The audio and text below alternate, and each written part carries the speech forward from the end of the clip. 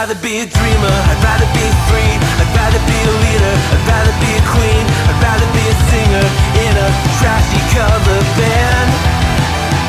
I'd rather be a closer, I'd rather be clean, I'd rather be a poser in a magazine, I'd rather be pretty much anything else than your machine.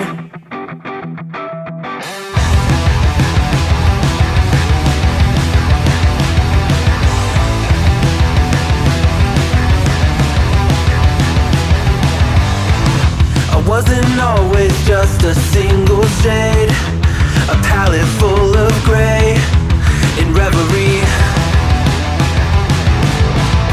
And I can burn it brighter than the sun. I have a golden gun inside of me. Don't box me in, don't, or I'll leave. I'd rather be a dreamer, I'd rather be free, I'd rather be a leader, I'd rather be a queen, I'd rather be a singer in a trashy cover band. I'd rather be a closer, I'd rather be clean, I'd rather be a poser in a magazine, I'd rather be pretty much anything else. And if I fall behind, ignoring all the signs, if I lose the fight, I still rage against the night. Don't box I'd rather be a dreamer, I'd rather be free, I'd rather be a leader, I'd rather be a queen, I'd rather be a singer in a trashy cover band. I'd rather be a closer, I'd rather be clean, I'd rather be a poser in a magazine, I'd rather be pretty much anything else than your machine.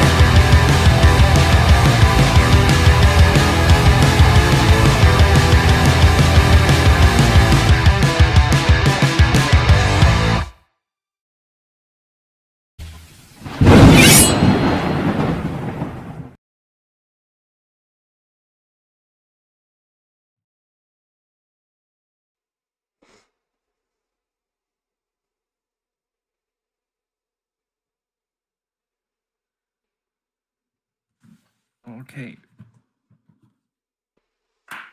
Hello gamers from around the world. This is Boxenberger, the video game enthusiast from Germany, and I would like to welcome you to today's episode of the World of Gaming, the #1 podcast where we discuss everything Dutch that the world of gaming has to offer. We talk about news, games, technology, and today we have not super many news, but some exciting news, and that's the most important part, right?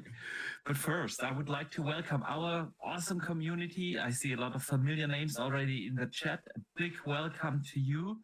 A big shout out to Pyro Mad, who became a channel member just before the show. Appreciate the support. And of course, a big welcome to everyone who listens after the fact, either here on YouTube or on Spotify, Apple Podcasts, wherever you're listening. Welcome, guys. Hope you're doing well. And Dutch, how are you doing today? Yeah, I'm doing well. Obviously, had a nice hike on the weekend. Just gone. Nice. Boiling hot. I got myself sunburnt, which was great. I didn't realize we can see that. Didn't realize with the red arms. Yeah, very red arms. You can only really see it when the sleeve comes up and you can see the white above it. Oh yeah. But no. Other than that, just work this weekend. The little bit of opportunity I've had to either go to the gym and then chill after work, and then when I have had a couple of hours, then play South of Midnight. So yeah, that's I'm good. How about you? Thank you. I'm doing good. I do have one more day of work ahead of me, and then I have a week off, and I'm going on a short trip, 6 days with the family to a farm in the south of Germany. So I'm very much looking forward to that, man. Nice. Yeah. And that's the reason, by the way, why we will not have a podcast next week. but we will be back, of course, in 2 weeks. But let's not talk about future shows. Let's talk about today's show. We have a bunch of interesting stuff. I mean, last week we had the big Switch 2 reveal, and we had a podcast the day after the reveal. And in the meantime, we learned a couple of interesting things, some controversial things. We'll discuss those. Xbox just announced their big summer showcase and their developer directly after. Yeah. We have some rumors on Titanfall. We have some leaked footage of Marathon and a bunch of other interesting things to talk about. But first, Dutch, we need to talk about the most important thing in gaming, and that are, of course, the games we are playing. So, everyone in the chat, let us know, what are you currently playing? What is keeping you busy? If you do listen after the fact, please let us know in the comments down below. Also on Spotify or Apple Podcasts. We'd love to hear what you guys are playing. And Dutch, what kept you busy? Yeah. Like I mentioned before, the only game I've had a chance to play this week has been South of Midnight. So every opportunity I've had, I've jumped on that and played that. So yeah, it's been I've thoroughly enjoyed it. To be fair, it's got a great story, great soundtrack.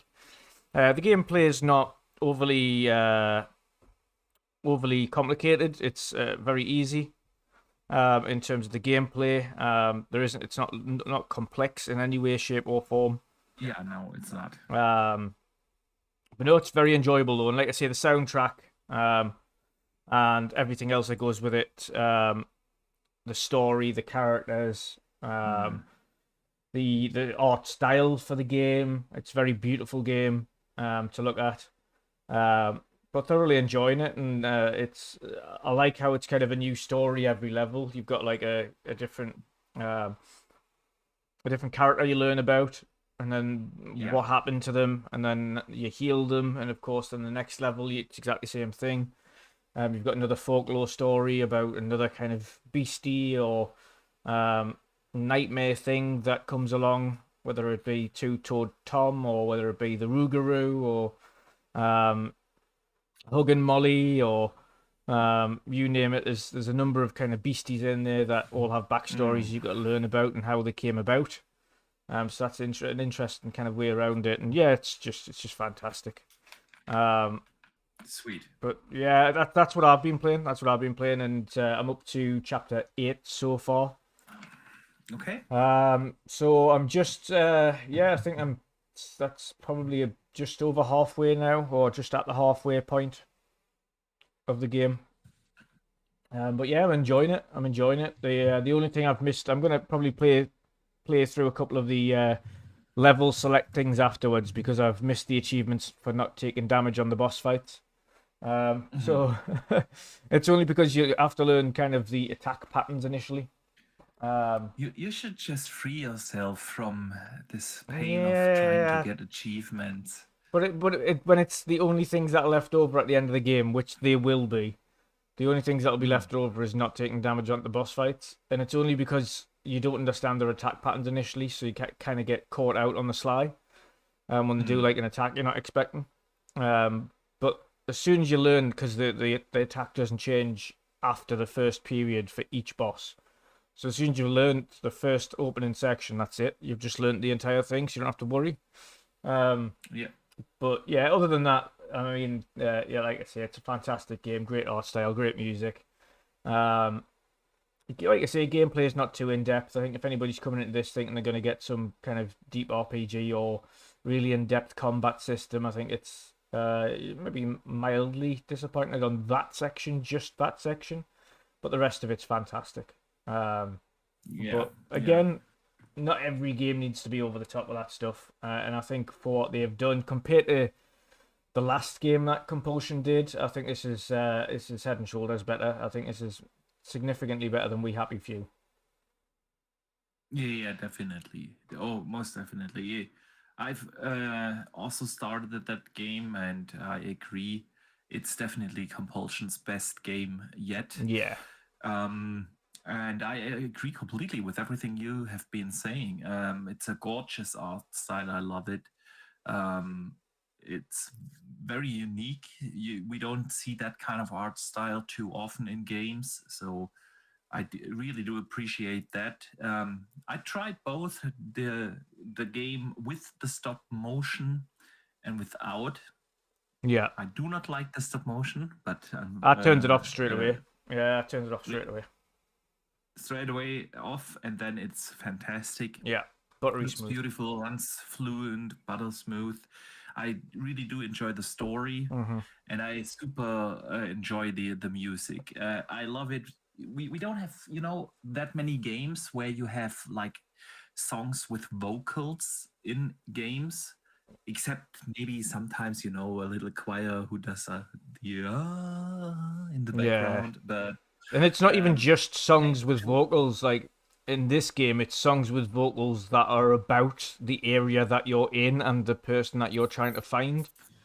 So I was just going against the Rougarou, and the entire level, it's about the Rougarou, and you hear like whispers in the background and things like that. And then you get into the next section, it tells you a little bit more about the story of the Rougarou if you listen carefully to the lyrics. And then at the end, of course, you've got the proper, when you're just about to get to that boss fight, you get the proper Rougarou song, and then you get even more. So yeah, it's fantastic. I wish, like you say, there would be more kind of games like that where it's fluid soundtrack that goes with the game as the game progresses. Yeah, absolutely, and they do that in a fantastic way. I also really do enjoy the story. Didn't expect that, honestly. But I'm really enjoying the writing and the story. Where I'm not that far. I'm only like in chapter 6 so far. But so far, I'm really enjoying my time. Like you said, gameplay, especially the combat, can be a little bit repetitive. But other than that, it is a great experience, and I'm really enjoying it.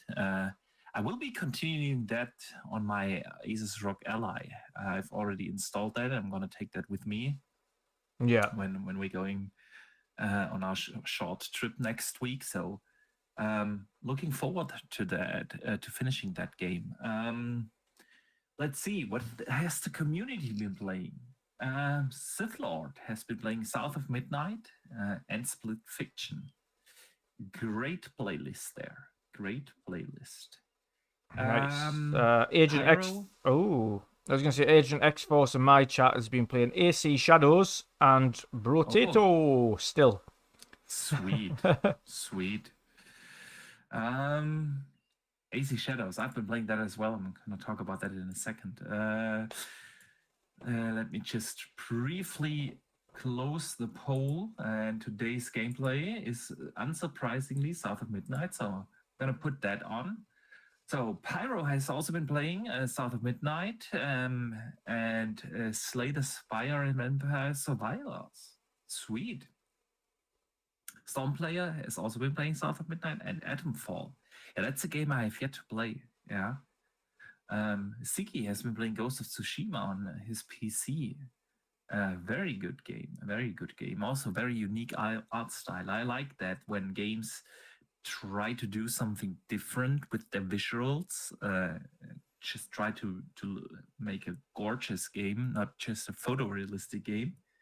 And Ghost of Tsushima is definitely one of that.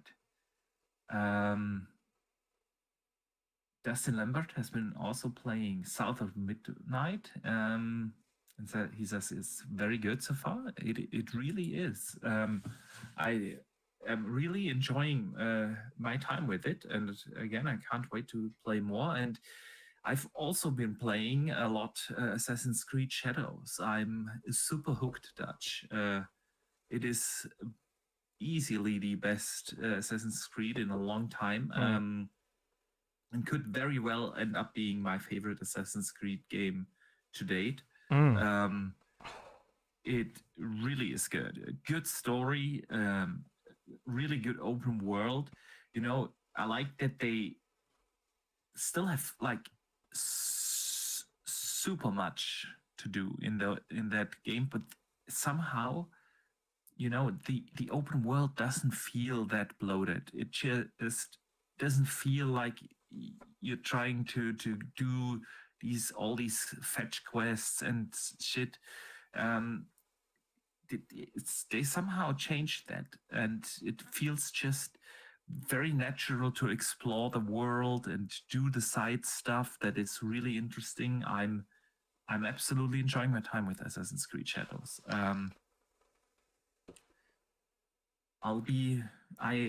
I haven't finished it yet, because I really want to do all the side stuff, you know? Yeah. And I have now, I don't know, 60 hours or so in it. And so far, I have enjoyed every second. It's dropped that gorgeous. I really do enjoy switching back and forth in between Naoi and Yasuke.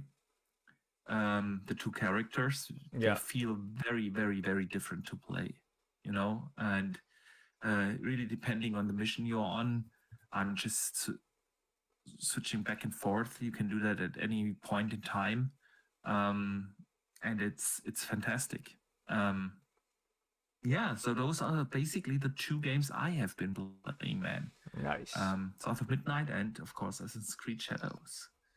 And there's plenty on the playlist. I haven't started Titanfall yet, which I really want to play. Yeah. Yeah, I've got that downloaded. I've waited for a patch on it because, as I mentioned last week, on your show, it just kept crashing at the intro. So I just decided to wait until it had a couple of patches, and then I'll go into it and check it out. Because from what I've heard, the game is actually really good, but I didn't want it blighted by crashing experiences all the way through. That might ruin the experience for me. So I just thought I'd just leave it for a bit. Yeah, makes sense. Makes sense. But yeah, Expedition 33 is around the corner, right? Yes. Yeah, that's my next big one. I am super excited for Expedition 33. That's like since Fable's not coming out this year, that's this is like one of my most anticipated. Sweet. But yeah, other than that, got another couple in the chat. Well, at least one in the chat here that's got games he's been playing. But Fanto's ordered his Mario Kart Switch 2 bundle. Sweet. With an SD card, Pro Controller, Donkey Kong Bonanza, GameCube controller, and second AC adapter. He's also been playing AC Shadows and Xenoblade Chronicles X. Nice. So yes indeed. So there we go. Nice. Good stuff. All right, Dutch. All right. Let us get into some news and let's talk about the Switch 2 again.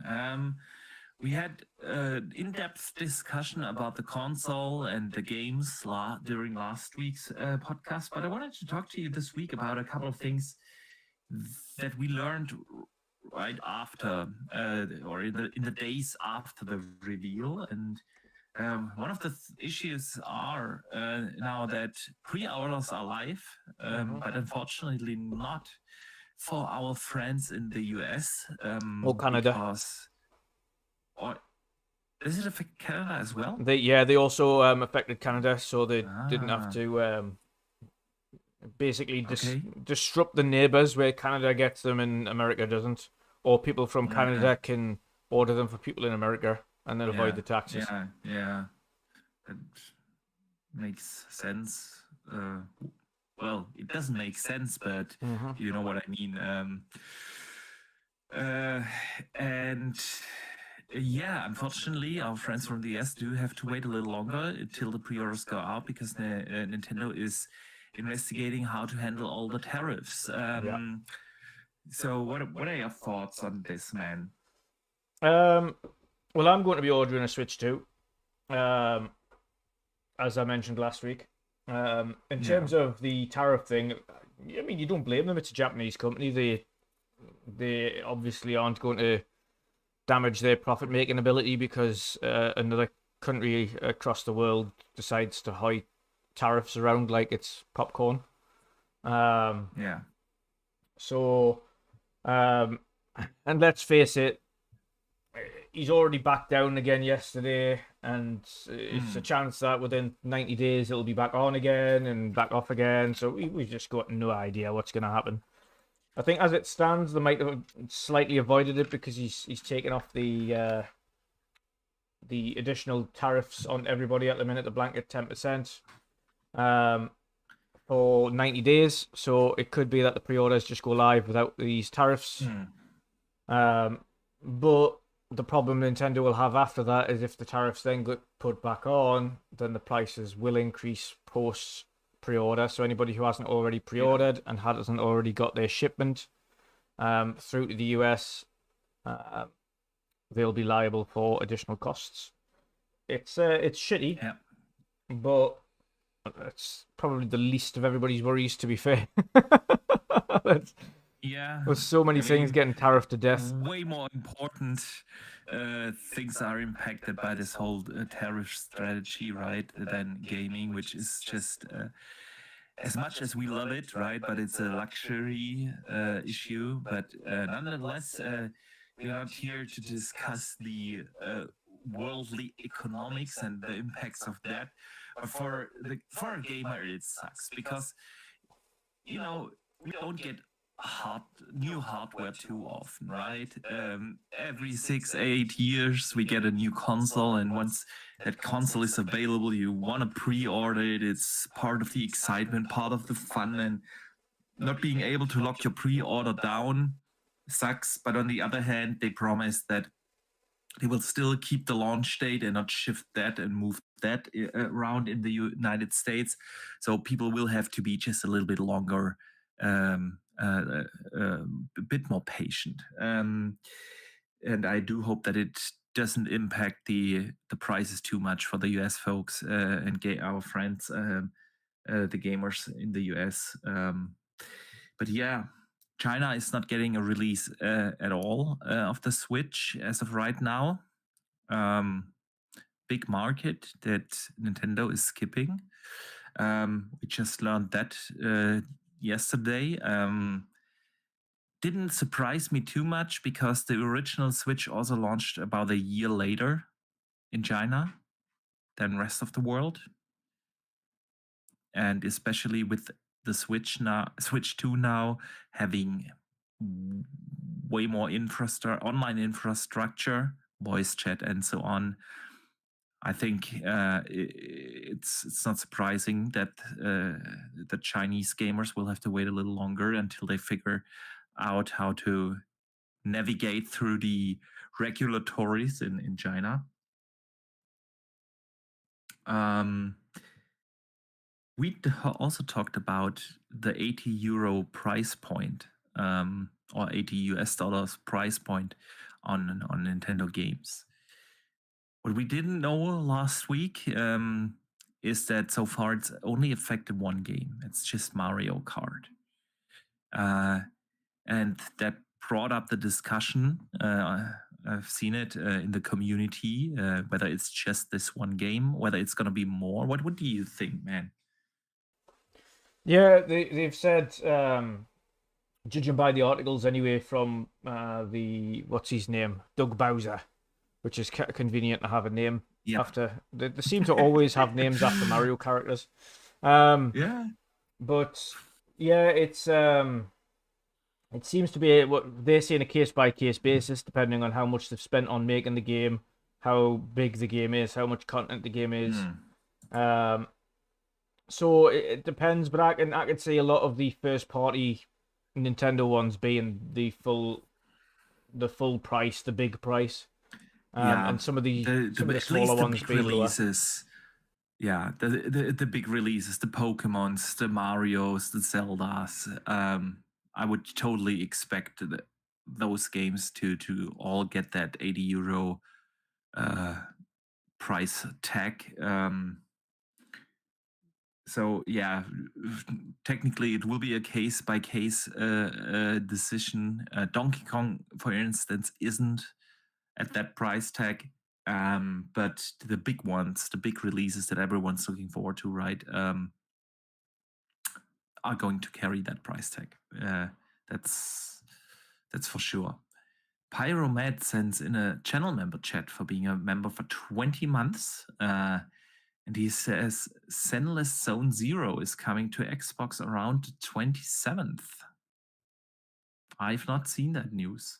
But good. I have, More yeah, games. I have. There was a Zenless Zone Zero kind of event where they were giving like an update on the game and things like that, and they announced that it would be coming to Xbox. So the Hoyo verse continues on Xbox. Yeah. Yeah. Which is good, right? Which is good. Oh, absolutely. I mean, I've got a question for you. With your Switch 2, Shoot. obviously you've got The Witcher on Switch at the moment. Yes, I do. Will you be picking up Cyberpunk? I'm not even sure if I'm going to straight up pick up a Switch 2. Not immediately, but when you get one. Yeah, eventually I will get one. But as of right now, see, I really do enjoy handheld gaming. But I get my Asus ROG Ally now.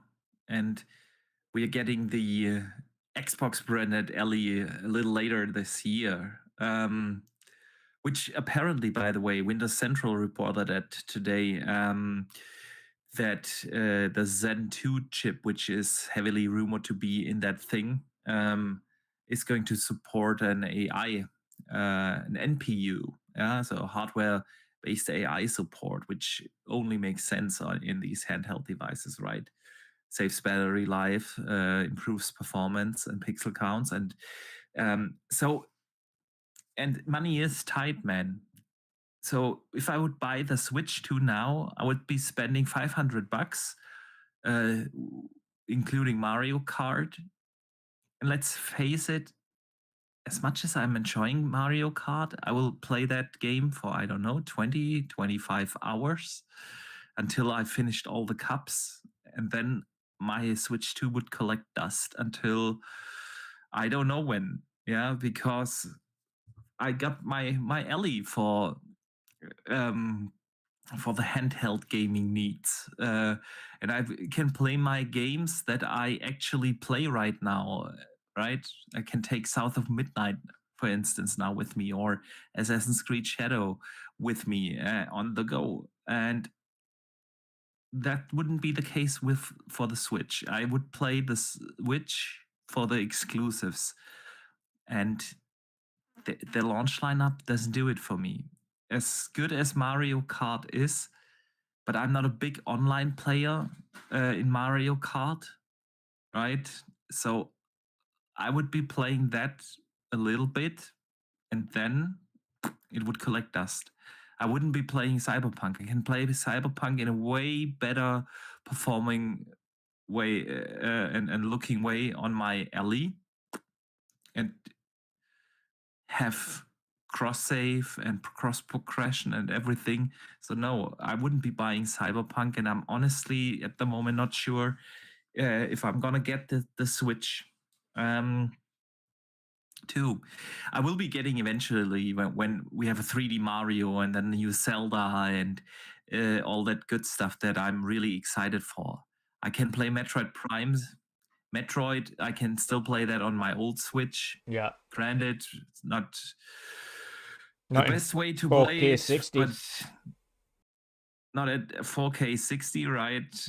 But I can live with that. I can live with that to play one more game on my OG Switch and then just wait a year or two and rather spend the same money on the new Xbox handheld that is coming later this year. Yeah. So I think, well, I'll probably do. See, I'm heads or tails on the Xbox Ally this year because, of course, I'm waiting to see what they do with the direct Xbox in 2026. So I'll probably end up waiting off on that one initially. I will be getting a Switch because I need a new Switch. I've kind of already explained this. Mine is on death's door. It's not really a handheld at the minute. It's more just a docked Switch because it's damaged internally and doesn't register the left Joy-Con. So yeah, for me, it's either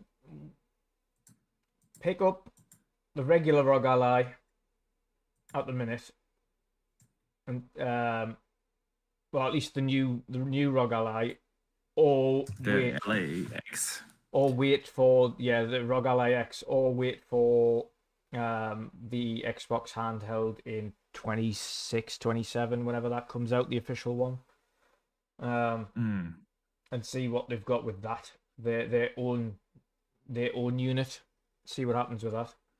So I'm when it comes to PC handhelds, I'm still very much up in the air. I don't know what I'm going to do with that. I'm definitely going to get one, but which one I choose and how long I wait to pick one up is another thing. Yeah, I can understand that. On the other hand, I'm really looking forward to see what they are doing with the new Windows gaming OS that Jason Ronald teased, right? And if that turns out to be good, and we have a great new Ellie, Xbox branded Ellie with that new Windows gaming thing, whatever it is, and we have the Z2 chip in there with proper NPU. This sounds just too good, and I simply play the Ellie way more often than I do with my Switch. And at the moment, it feels hard to imagine to buy both, because again, on my end, the Switch would just collect dust, and the kids are not that much into Nintendo. I can't even say, okay, I could get it, and then at least the kids would be happy. They play Minecraft, and I play that on the Xbox, or they play that on the tablet, and all the other stuff that kids are playing and their friends are playing at school is just not on the Switch. So it's not even exciting for them. And so for me, I'm gonna get one eventually, but maybe then next year when we get a proper 3D Mario or the new Zelda or something. But as of right now, it makes more sense to just sell my OG Asus ROG Ally and then invest the money into the new one that is going to come out later this year. So yeah, I can understand that. yeah, I can man. understand that, and especially if you, You like you should be say, giving the new Ellie also a try. Then we'll see. We'll see what it's like. We'll see what it's like. If it's like just an Xbox version of the regular new Ally, then I might just pick up the regular Ally. It depends on what it's like and what difference it is compared to the new ROG Ally and the Xbox branded ROG Ally. You know what I mean? If it's just a case of they've just added a couple of little buttons.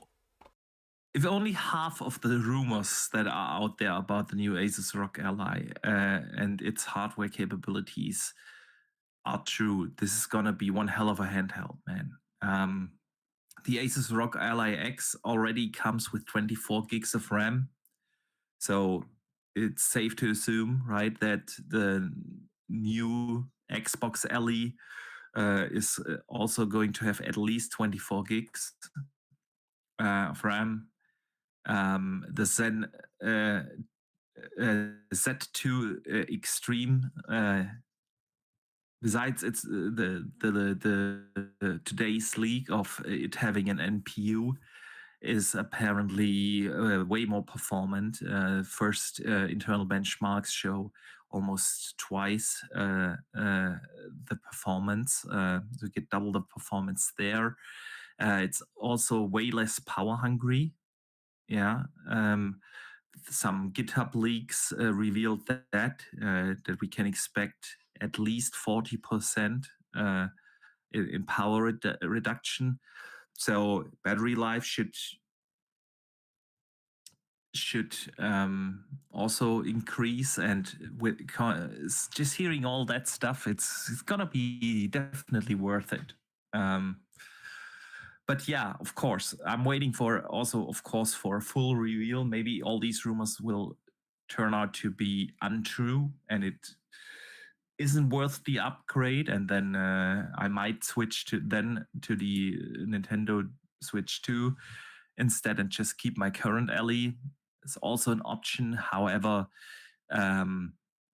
just looking at, for instance, how Assassin's Creed Shadows runs on the Asus ROG Ally, I want a little bit more juice, man. I want a little bit more juice there. But yeah, let's see until that thing. When do you think we will see the Asus ROG Ally? We'll see the. I think you see the Xbox ROG Ally. The Xbox one. Yeah, I think we'll see that one in June. The June showcase. At the showcase. At the June showcase. Do you think let's use that as a segue into the June showcase, because the June showcase just got announced, right? Yes. And Out of the we blue, already to be have the fair, first I forgot that prediction. it's usually this time of the year that they announce it, and so I was just at work and I just seen it an Yeah. email. I literally got an email from Xbox FanFest saying showcase. I was like, oh, Yeah. forgot about that. And you think, I mean, I could see that being a thing, that they show the Xbox branded Asus Ally somehow at the showcase. And with that, they will heavily advertise their new Windows thing, whatever it is, right? Bingo. Yes, that's what I would think. I love think it's that. because it's an Xbox brand. I think if it was just regular ROG Ally, they wouldn't. But if it has Xbox branding on it, or for instance, like here's some kind of things that you could imagine that Xbox branding would be, but like the 360 color buttons on the front of it, or something like that. The OG Yeah. Xbox buttons on the front and their colors. Maybe the power button is on the top left, Is and the Xbox button, yeah. button, yeah. Just some little things, and you've got obviously start select. Maybe it's a screenshot button, something daft like that.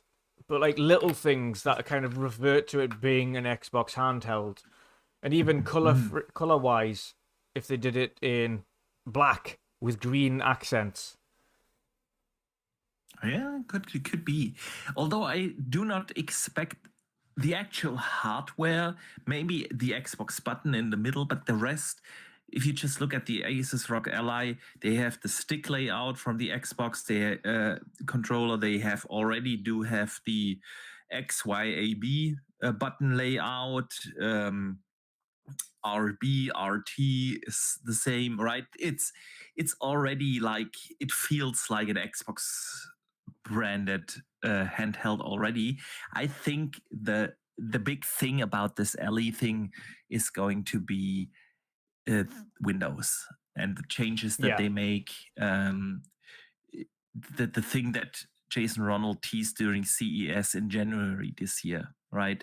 That they are working to make Windows PC gaming way more controller friendly and deep loaded, and maybe I could even see that Asus kind of hopefully gets rid of the Armory crate, and the Xbox game bar and everything is in front of and center. We've also seen that on the leak.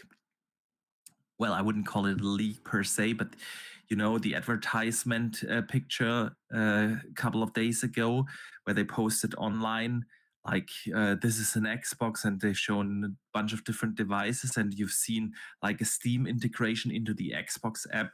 And I think that this is gonna be the reason why this is going to be on the Xbox stage during the showcase. Yeah. Yeah, but it's not long, man. So let's talk about the June showcase. It's June 8th. 3 days after the Nintendo Switch 2 launch. Yes. Which coincides with a particular Final Fantasy game potentially showing up. Ooh. You think so? We're finally seeing the remake? Yes, because then they'll be able to give the release date for both platforms. Yes, that could very well be.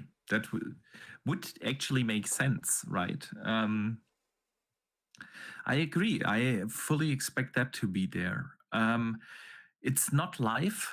Last year they had this theater showing and a fan fest on site. That's not going to happen this year. Do you think this is going to take away some of the excitement around the June showcase? No, no, I don't think it will at all. It will for the influencers that get the privilege of going to LA and watching it in person. But those are a select few influencers that go to LA and watch that in person. It is thousands of pounds to go and sit in a theater and watch that. I completely understand currently in the world economic status as to why they don't have, as it stands right now, an in-person event. I don't think financially it makes much sense. Um, Especially considering it isn't a live showcase. It is literally a theater watching a pre-recorded live stream. Yeah. So it's not like it's a live showcase like it was once in the past. And it's not the end of the world either, because of course they're doing another fan fest to celebrate 10 years of Xbox Fan Fest. So yeah, those influencers won't be able to see it. Would it have made me go over to watch it in person? No. Not if I'm just sitting in a theater watching a live stream like everybody else. Flying in from Europe, the flight alone would like blow up every budget that you have. But yeah, of course, I understand some of the disappointment I've seen. FanFest, there are tons of influencers, but also hardcore Xbox fans that live in the US. For them, the traveling isn't as expensive as it would be for us. And of course, sitting in a theater, meeting all kinds of other fans, and it's just a different feeling. So I do understand that, but in the bigger picture, like the influencers will still cover it on their channels, as will we, of course. And so I don't think that this is going to take away too much of the excitement around June showcase season, which is just Christmas gamer. Funnily enough, I put a tiny opinion piece on Twitter the other day, actually, about South of Midnight, and I said, obviously, I've been hiking, so I haven't had much chance to play it, but I'm enjoying what I've played so far, blah, blah, blah. And I had a comment underneath saying, I'm waiting for from comments from when non-influencers play it. I was like, I'm an influencer. Definitely not an influencer. Dear me. I had similar posts, but it always happens, right? I post, hey, I'm enjoying Assassin's Creed Shadows way more than I expected, having a blast. And then someone posts underneath, yeah, this is what a paid tweet looks like, or something like that. Yeah. It always happens. It happened with South of Midnight. It happens all we the time. Must be waiting for so many checks coming through, Boxy. Yeah, man. Somehow our checks seem lost to get lost in mail. Yeah, lots of them. Yeah. Thousands of them. Man, damn it. Yeah, but the June showcase is followed directly with a developer direct like we had the last 2 years. And this time, I can admit that I was wrong, because we talked about this a few weeks ago when they delayed Fable. You said, yeah, well, now Outer Worlds 2 is going to take the spot of the developer direct. And I said, no way, it's not big enough. But hey, I was wrong. They put Outer Worlds 2 as the developer direct. We had that 2 years ago for the first time with Starfield, right? We had it last year with Black Ops 6, and then this year we have Outer Worlds 2. So what are your thoughts, man? Yeah, so of course they did they also released an 11-minute gameplay footage of it. But they've also, and that's Outer Worlds 2, by the way, they've also mentioned that the RPG mechanics in the game are going to be far more in-depth, and it kind of takes some of its cues from the likes of Deus Ex, when it comes to the RPG Yeah. mechanics in there, and also new stealth mechanics in the game as well. So it actually feels a little bit more stealthy when you're playing that kind of role. So it looks like they've actually expanded upon the gameplay in the game as well to make it a little bit more in depth on the RPG side, which is good. But no, naturally, I'm really looking forward to seeing what they've got to show off. There's still so many things that we don't really know of, and there's still so many things that we haven't had kind of much detail on. We're going to see more clockwork. We're going to see some contraband, which has just popped up again today. They're still alive and kicking. I mean, But we're going to see. Let me briefly touch on the Outer Worlds 2 thing before we move into what we can expect to see there. Because I was honestly really surprised that they chose Outer Worlds 2. Not that I do not love Obsidian RPGs. Don't get me wrong. I absolutely enjoyed Avowed. I loved Outer Worlds 1. But following 2 really major AAA releases, I mean, you cannot get any bigger than Call of Duty, right? And Starfield, the big Bethesda RPG, the first new IP from Bethesda in 25 years. Outer Worlds 2, with I'm not even sure how to phrase it without reducing my excitement level for it, but it is not like this major AAA release, right? So I was honestly surprised, but then of course, in terms of bigger releases, they could do Call of Duty again, but that wouldn't make sense.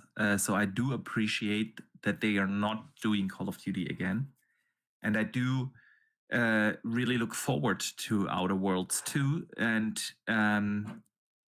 so I'm totally fine with it. I'm just saying I was a little surprised and I did not expect it. And they also released like 11 minutes of gameplay this week for Outer Worlds 2. And if you look, I don't know if you've seen it, Dutch, but it does look really, really good. Like they've improved on a couple of things from the first one. The guns feel or look way more like impactful. You know, the combat, the shooting mechanics look way more matured in this one, and so I'm really looking forward to see more of Outer Worlds 2. And of course, we're gonna get a release date for that as well during that developer direct. So, yeah.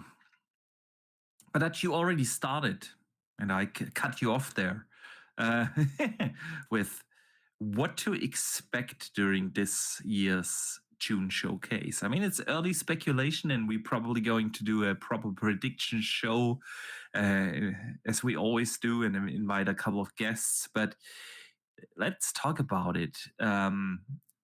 What do you expect to be there this year? Ooh, that's a good one. Yeah, I think I think you'll see the next Call of Duty. Of course, yeah. You Of course. might Would be learn. surprised if that's not in the show. Yeah.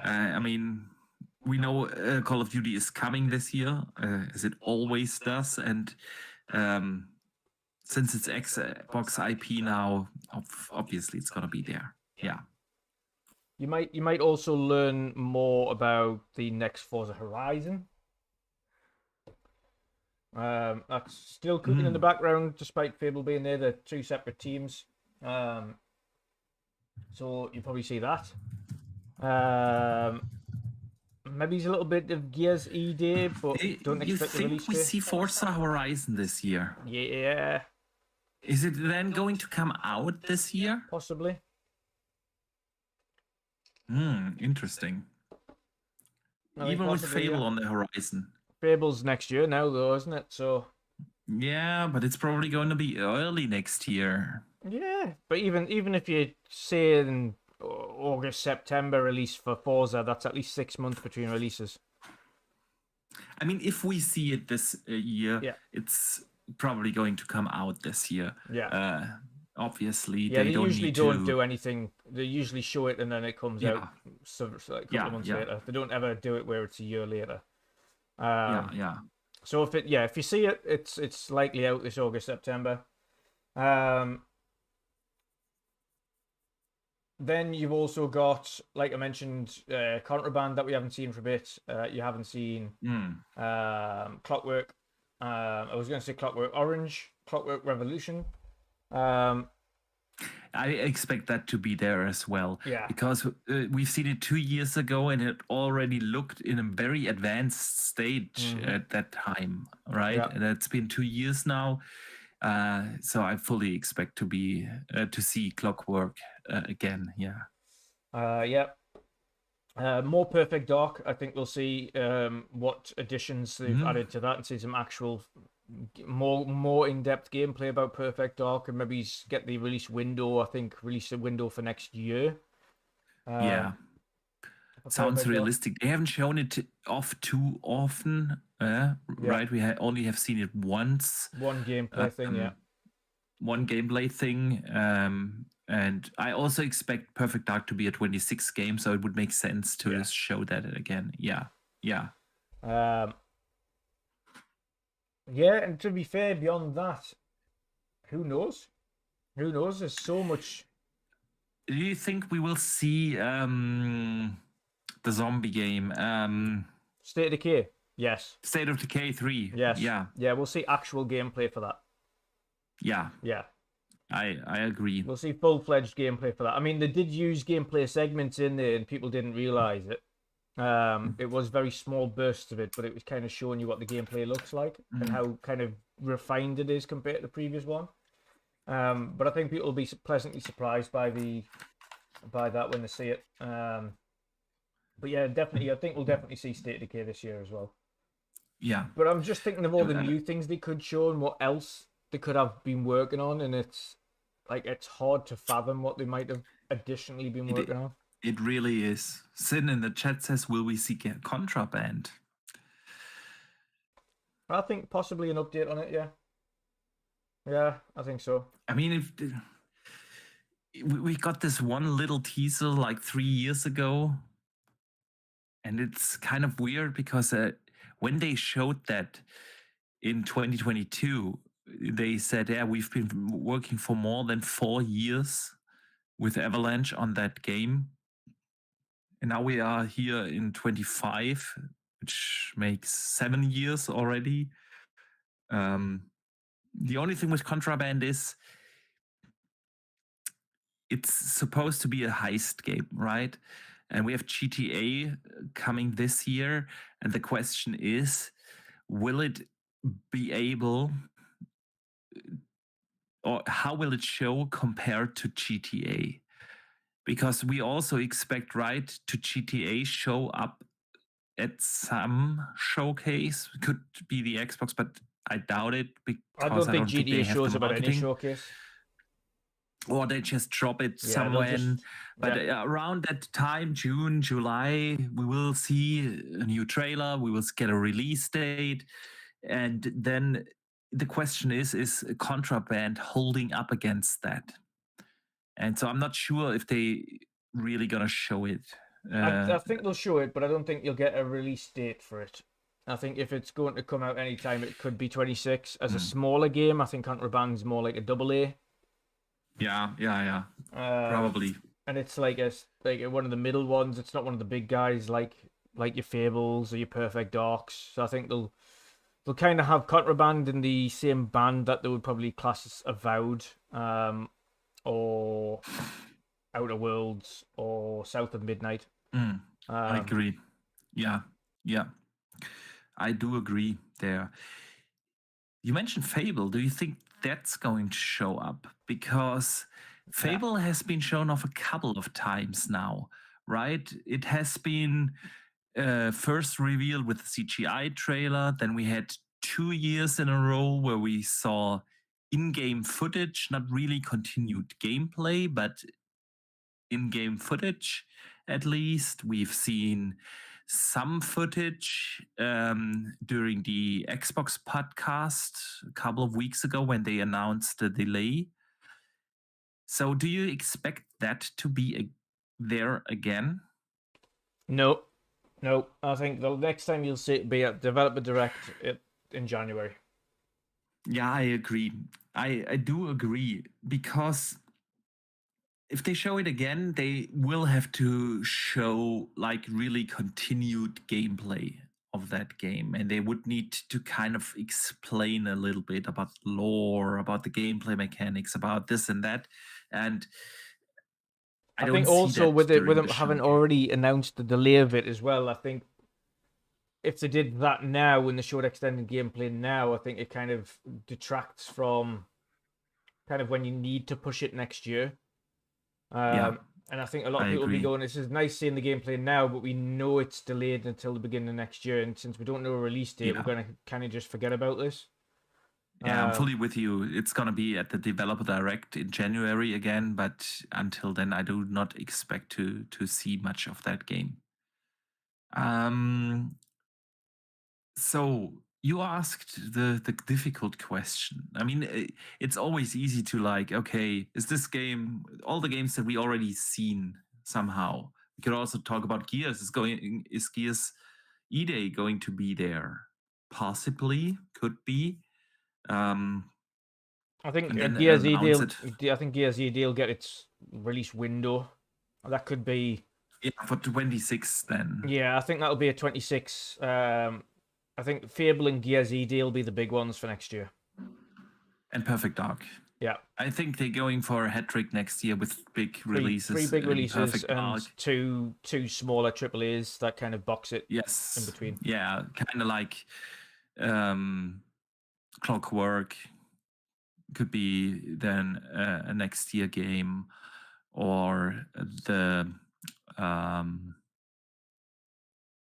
Psychonauts Double Fine. Double Fine's game. Yeah. Game. Oh, that's another good one. Might see that. We might see that. I also wonder what the Elder Scrolls Online guys, ZeniMax Online, they're literally having a direct right now. Yeah, but it's all about Elder Scrolls Online, right? Yeah. And just before the show, by the way, I got a message that the rumor is floating around about the Oblivion remake being there right now, somehow announced. It won't be because ZeniMax Online have got nothing to do with Bethesda's Oblivion. Yeah, I also do not believe the rumors about the Oblivion. Yeah, well, it's Bethesda. ZeniMax did belong to Bethesda, so that they're still classed as a separate company as ZeniMax Online. Could be. Yeah, Bethesda ZeniMax was a separate. Yeah, especially now in the Xbox organization. However, I don't think that's the unrealistic part. Listen, I do not expect the Oblivion remake to just willy-nilly drop now in such a developer, such a Elder Scrolls Online stream. It's not gonna happen. It also wouldn't make sense to just shadow drop that thing now in April, which the rumors suggest. They do have too many games out there already, right? About just came out. Not a day goes by where I still see people playing that. Titanfall just dropped. We had South of Midnight just released this Tuesday, right? Then Expedition 33 is around the corner, and 2 weeks later we will get Doom, and another 2 or 3 weeks later we will get Tony Hawk. They really don't have the necessity to squeeze that in now. Even if it's ready, they could just hold it off and release it somewhere this fall, right? For this fall, we have Outer Worlds 2 and Call of Duty. But that's that's for the entire second half of this year. It wouldn't make sense to just drop it in now. They can also give that game a lot more room to breathe breathe if they would release that in August, September, October, November, or even December, right? So I don't think that these rumors are true with the Oblivion thing. But yeah, ZeniMax Online, man, they have been working for 10 years now on a new IP. Since 2015, they have been working on a new IP, and we haven't seen anything, nothing. So I could definitely see that game being there. It's a possibility. What else? Yeah, it's a possibility. Like I say, there's so many studios, or even we never know. People like Obsidian are making like 2-3 games at a time. So it's not. There could very well be a case of some studios have got second projects and third projects we just don't know about. Yeah. So it's really hard to predict. Like there's so many things that we've already spoken about, the ones we know of, and even the projects we know of. But there's so many opportunities for new titles from some of the continued studios. I think Pyro in your chat mentioned Toys for Bob's project with Xbox. Is it too early yet? Or have they been working on that for a little while? They could do a little tease of whatever it is that Toys for Bob are working on. A Spyro tease, just a CGI thing or something. Could see that. It would make also like the hiring process and everything for Toys for Bob way more easy if they just announce what they are working on. I could see that happening. Yeah. Yeah, and again, it's really hard to predict this year. I think there's going to be some surprises in there that nobody knows about and nobody expects. But I think there's going to be a little bit of third-party stuff in there, like I mentioned with Final Fantasy, getting its announcement. Listen, if we do not get the announcement this year, it'll never happen. I agree. With the game coming now to the Switch too, if they do not announce it for the Xbox, then I don't think it's ever going to happen. Yeah, I agree. It'd be unfortunate, but I agree. There's no reason it can't be announced now. True. Do you expect some third-party games like Borderlands to be there? Nah. I think the only reason Final Fantasy would be is because of they're trying to win back that relationship fully with Square, and Square have got this new partnership with them, things like that. And I think eventually announcing Final Fantasy, which fans have been asking for forever on the stage, would be kind of a predominant thing for them to do. I think any other game I don't think carries as much weight when you've got so many studios under your own belt these days. That is very true. What about Project Mara? They have teased that, I want to say 5 years ago? Was that 2020? Maybe it was 21? It's a good 4 shout. or 5 years ago? A good shout. Yeah. I could see that being there. I mean, Hellblade 2 has been out then for a year now.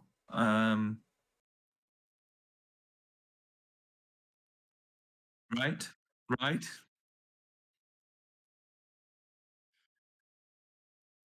Yeah, but it was only about a year ago. So, when was that? May last year, right? Yeah. But yeah, so I could see that happening. The Black Panther game from EA. Nah. Blade, on the other hand. Ooh, Blade. I forgot about that. Ooh, You Blade. think they could be? I mean, it's been 2 years. And it was already been in production. It was just a teaser that they showed us. So maybe. Blade could very well be. Yeah, that is true. But to be fair, I do not expect like too many games to be at the showcase that are years and years out. And simply No, for the I think reason, it's like I think they've got the ability to at the minute because they've already got a bunch of games that we know of and expect it to be sooner rather than later. So I think they've got a little bit more flexibility on showing future pipeline and showing games that are 2 years out now, because they've got so many games that are clearly closer, clearly much closer. That we're not going to be kind of disappointed that this game, like Blade, for instance, is a 27 game, or Gears is a 26 game, or I don't think future things will be disappointment for people when they know, okay, we've got Perfect Dark, we've got Fable, we've got Gears, we've got we've got State of Decay, we've got this, we've got that, we've so many things to look forward to already, like 7, 8 AAA games, and then 27 coming in the next. Yeah. My thought process was a little different, although coming to the same conclusion, because they have been doing that for a couple of years now, that they always had these games where you knew, okay, this game is at least 3 years out. Yeah. And they kind of had to do that because in the first 3 years where they really didn't have any games this gen, right, that they had the necessity of revealing those games early to like lay out the roadmap and tell people why to invest into the ecosystem, right? Now they are in a very different position. They got a great game coming at least once a month, right? Whether it's the second party deals like Expedition 33, or whether it's first party with Avowed, South of Midnight, and Doom, and Outer Worlds this year, and then you have next year you have your Gears and your Fable and your Perfect Dark, and then also the rumor is that Xbox has a new console coming in 26, maybe it's 27, who knows? But somewhere in that ballpark, either next year or the year after, they will also have new hardware. So would it make sense for them to reveal a game that is supposed to come out in 27 or 28, and you do not show off the game on the target hardware, which would be next gen?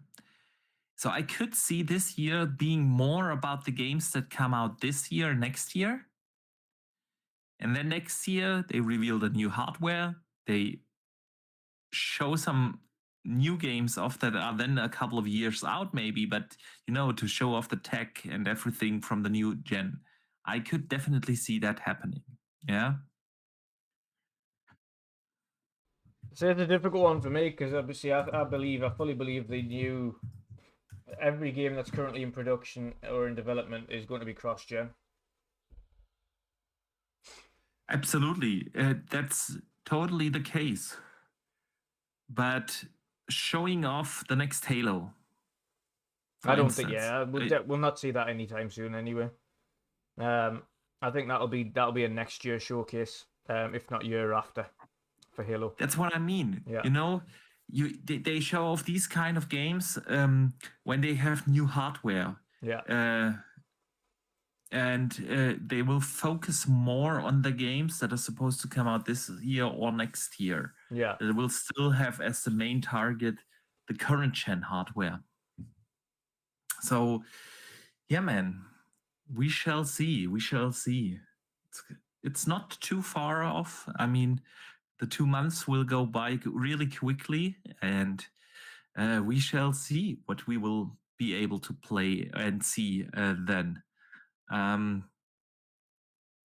Definitely an exciting thing, and you can rest assured we will be covering it here, of course, on this channel, as we always do.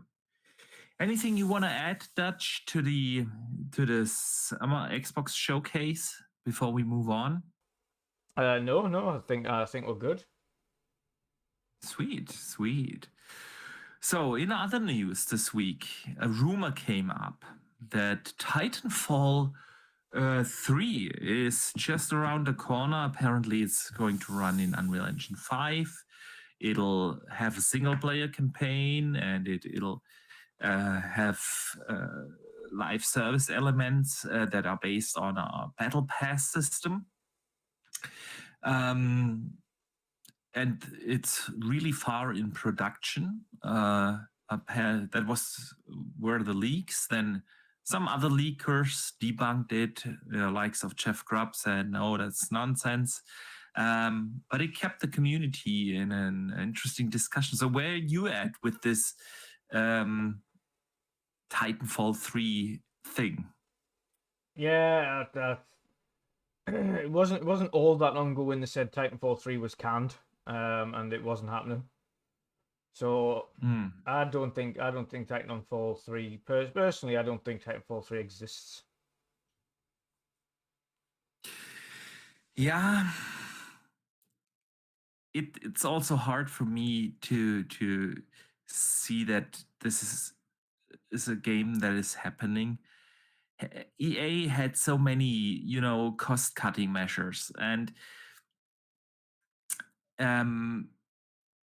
they learned their lesson with the first two Titanfalls. And don't get me wrong, especially Titanfall's 2 campaign was amazing, was fantastic. But they never had the success with the franchise that they were hoping for. And there's also the new Battlefield out there, right? That is already in alpha. People are playing that game, right? And I could see that game actually come out this year. And so I highly doubt that they will squeeze in this Titanfall 3, because the leaker suggested that it's super far along in the development and the release is more or less imminent. Yeah. And I don't see that happening. The next shooter service game from EA is going to be obviously Battlefield, and they will not. I'm not saying that they will never do a Titanfall 3. I could see that happening at some point for some reason, but I do not believe these rumors, and I'm fully there with Jeff Grubb to say that's not going to happen, and that without sources. So, yeah. Pyro in the chat says, I don't believe the rumor at all. As Dutch just said, it was only last year the studio said there's no plans for a new Titanfall game outside of Apex. Yeah. I agree. So yeah, Dutch. Another shooter that made some headlines is Marathon this week from Bungie, right? It's been a long time since Bungie released something new, right? Destiny 2 has gotten like, I don't know how many, 10 or whatnot expansions, but it's been a long time since Bungie actually released something new. So people were looking forward to see Marathon, and there was actually a lot of gameplay leaked. They said they will also show it off this week, but officially we haven't seen something, but a lot of gameplay leaked. It's going to be an extraction-based shooter thing. It has a very colorful art style, like super neon punk looking art style. So what were your thoughts after seeing all these leaked gameplay snippets and things on Marathon? Where's your hype level? I about 1 out of 10. Yeah. Really low. An extraction-based shooter for me. Nah, it's quite low on the excitement level. It's just not my kind of game. Extraction-based shooters. Yeah.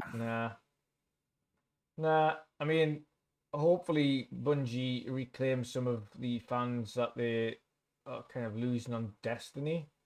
And of course they'll release a game that feels really good to play, because Bungie know how to make a game that feels good to play. Indeed they do. Yeah. The problem I've got is just simply that when it comes to shooters, as much as I like the multiplayer segment, I want a good PvP, not just extraction based, but also I like a campaign to go with my shooters. I agree. So I'd much rather Marathon had some form of campaign, even if it was a shorter campaign. But I very much doubt we're going to get that. So Yeah. I'm very much on the same side there with you. I'm already very cautious with online shooters anyway, because I'm not afraid to admit it. I'm just not good enough, and it takes me way too much time to practice. And I want to rather spend that time in all these other amazing games that are out there. So I rarely play PvP or online shooters anyway these days, right? Of course, you could say the same for for Age of Empires or so. It took me hundreds of hours to practice, but it's for me personally, it's something else. And I also feel like there are way too many extraction-based shooters already out there. It's, I'm not saying it's dead on arrival, because Bungie carries a big name still, but I don't see right now the market for such a game. It's yes, even though it's Bungie, but let's face it, Bungie hasn't been the Bungie that we loved for a long time, right? Uh, Obviously, they had their peak with Halo. And don't get me wrong, I really did enjoy Destiny. Especially Destiny 1, I played that a lot. I thought it was great, and I also enjoyed Destiny 2 at the beginning, but then it just felt off, and everything felt very repetitive. They took out a lot of the content for some reason, and I just dropped out of the Destiny excitement, and it's just not the same anymore. And Bungie isn't the same anymore. If you look at the last couple of expansions that Destiny 2 got, I don't know, it didn't feel like there was this Bungie flair in there, right? Anymore. It's so now they are going full extraction shooter in a market that is so saturated with these kind of games, right? And tell me one new extraction shooter that came out in the last 4 or 5 years that was a success. Because this market is so saturated, it's really hard to find an audience for such a game. From the little gameplay we've seen, it looks fast-paced. It's a very different art style than what we have seen so far from Bungie. All good, but yeah, it's kind of hard for me to. I don't know how you guys in the chat see it, but it's hard to believe that this is going to be a success for Bungie. I don't know how you feel about that. yeah, I'm pretty much in the same mind. To be fair, it's hard for me to say how this is really going to be a massive success for Bungie. I just these online multiplayer shooters. There's so many of them these days, like so many, and people have got their favorites that they want to stick by and want to play, and they rarely do they. Once they've played a game and they've got used to a game, rarely do they ever switch to it. They always end up reverting back to the one that they want to play. Exactly, The and only the saving good grace ones out there. The only saving grace Marathon has over over the previous game that Sony shooter launched was the fact that it isn't exclusive to one platform and it's coming out on PC and Xbox and PlayStation all at the same time.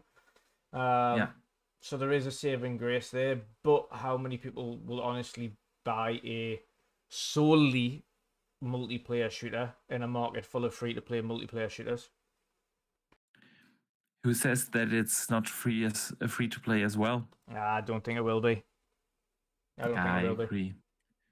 I don't think that Sony is going to try something like that. They don't have the guts for it. So yeah, let's see and wait for more on Marathon. But yeah, Pyro in the chat says about Marathon, the only thing that piqued my interest is that pink RoboCat. I want one in real life.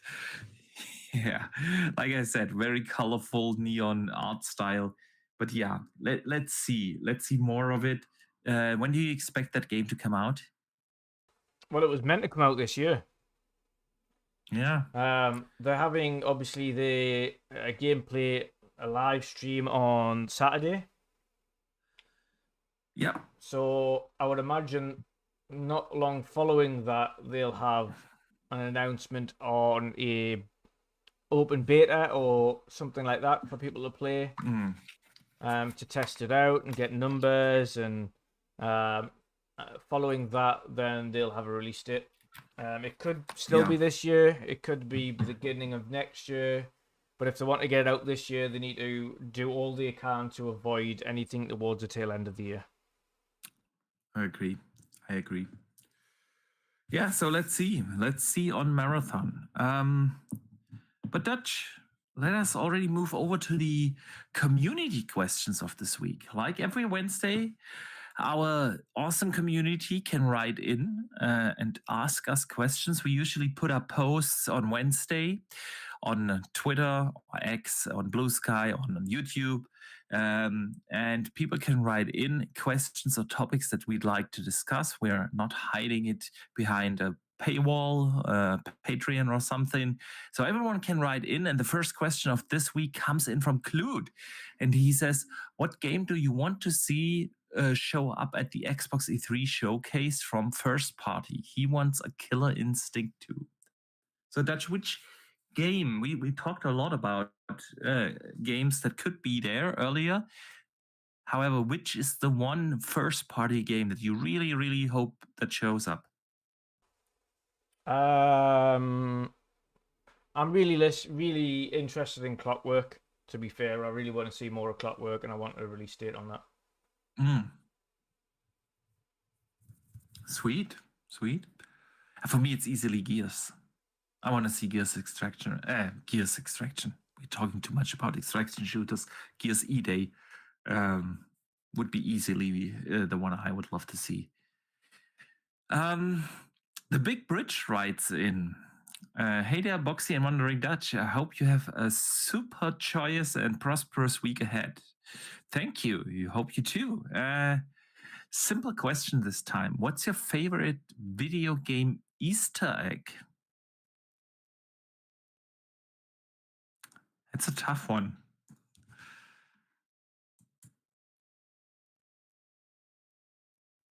I don't have any. I don't have a favorite. It's difficult, Easter man. egg. It's difficult. I mean, there was this really cool Easter egg in Doom 2017 where you could just walk through a hidden portal and then you're suddenly in the OG Doom. And you could play that. Yeah. That was a very cool one. There were also a couple of really good ones in Starfield, right? But yeah, it's kind of difficult, man. It's a difficult question, but I'm going with the Doom one. Pyro Matt writes in an interesting question this time. If you could turn any IP, book, film, series into a video game, what IP and kind of game would you greenlight? Side note to this question, if a formally cancelled game of the IP exists, how disappointing was learning of its cancellation? So, Dutch, which book, movie, film, series would you like to turn into a proper video game, man?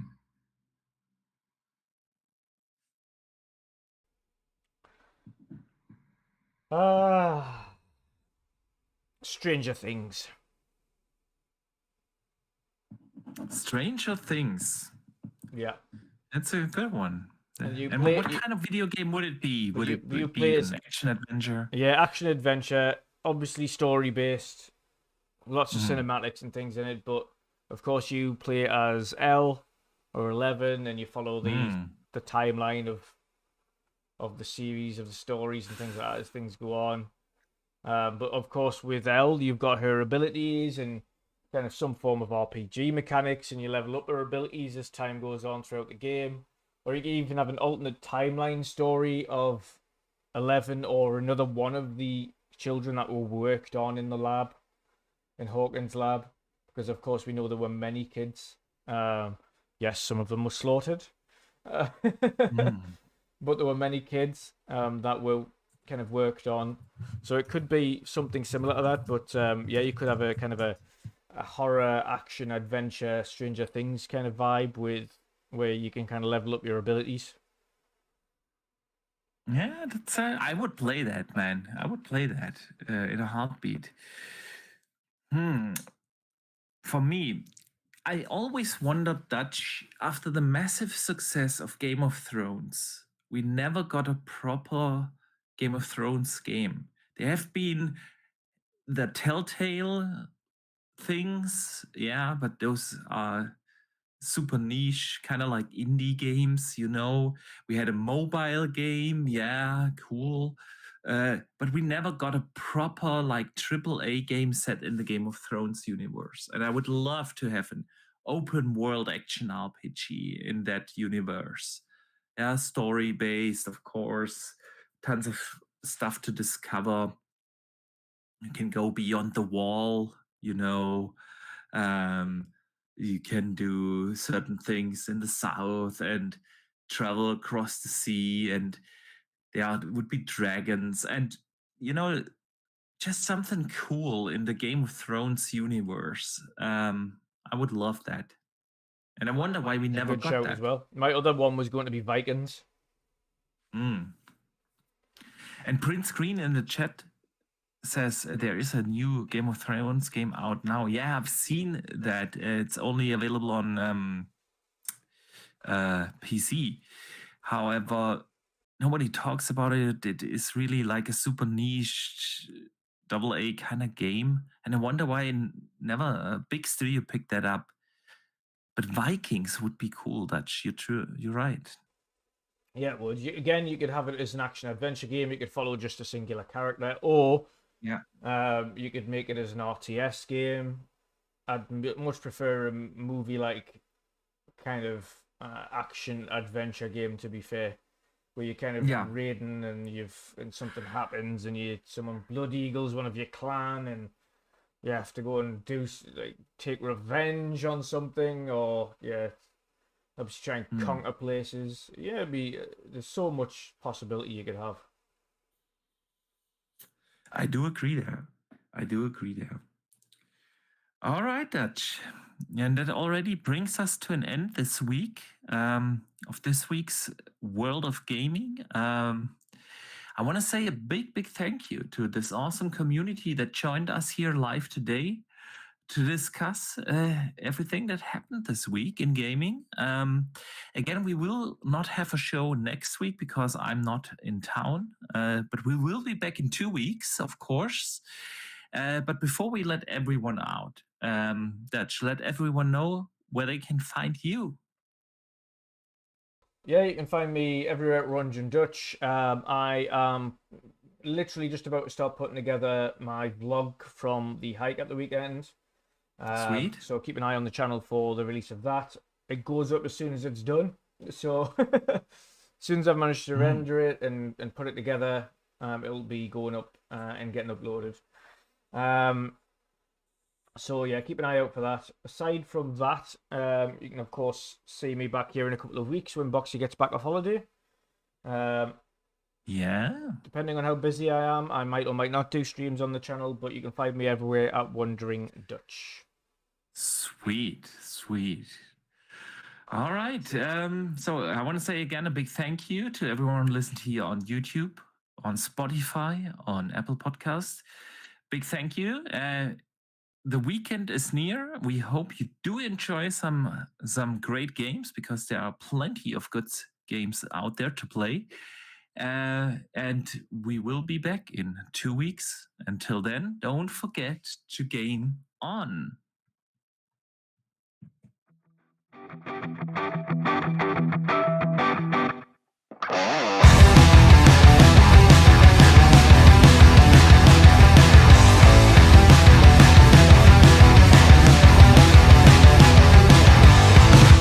Think you've got my number figured out. A motive born in drought and brevity.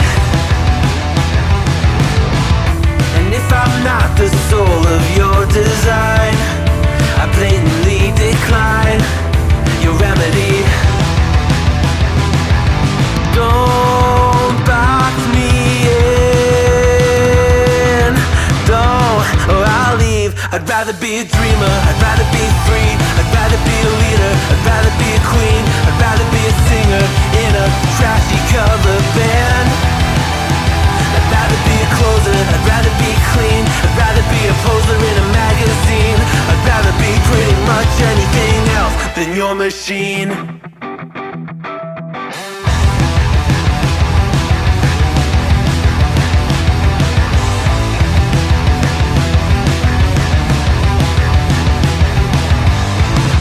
Wasn't always just a single shade, a palette full of gray in reverie.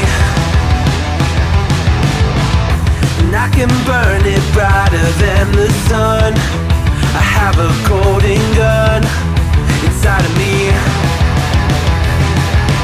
Don't box me in, don't, or I'll leave. I'd rather be a dreamer, I'd rather be free, I'd rather be a leader, I'd rather be a queen, I'd rather be a singer in a trashy cover band. I'd rather be a closer, I'd rather be clean, I'd rather be a poser in a magazine, I'd rather be pretty much anything else. And if I fall behind, ignoring all the signs, if I lose the fight, I still rage against the night.